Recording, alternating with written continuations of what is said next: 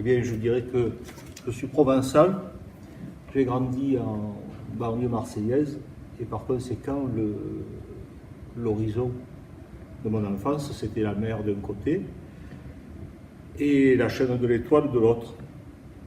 Dans ces conditions, Aubagne est nécessairement un lieu fort symboliquement.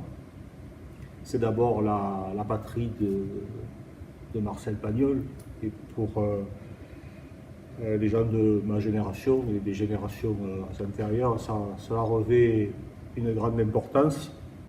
Parlez-nous de votre livre en quelques mots. Bien, je dirais que c'est un roman d'initiation et d'atmosphère. C'est aussi un roman à rebondissement et à plusieurs voix.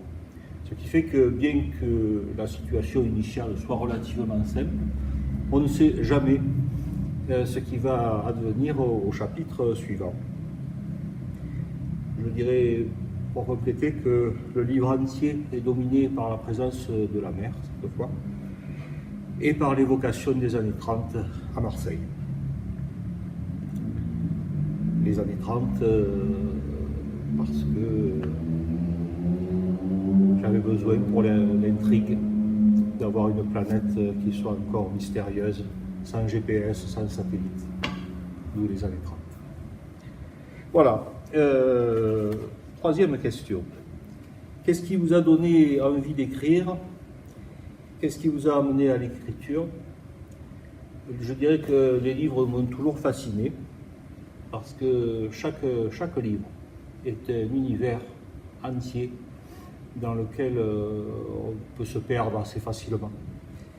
Et cependant, je n'aurais peut-être jamais franchi le pas si mon épouse, qui est elle-même écrivaine et qui est aussi enseignante en lettres, ne m'y avait encouragé. Voilà. Qu'aimez-vous lire? Je suis très éclectique.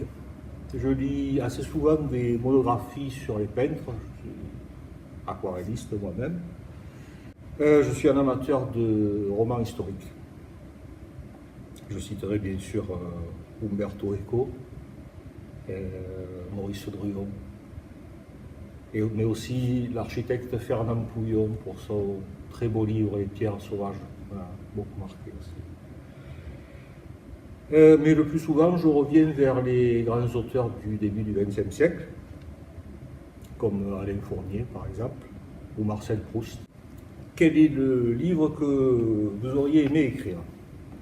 Je répondrai, la réponse que j'ai déjà donnée, Le nom de la rose, bien sûr, ou Les pierres sauvages.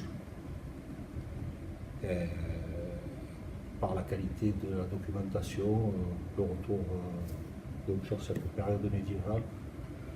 Et puis, dans un tout autre genre, je crois que j'aurais bien aimé écrire Le Grand.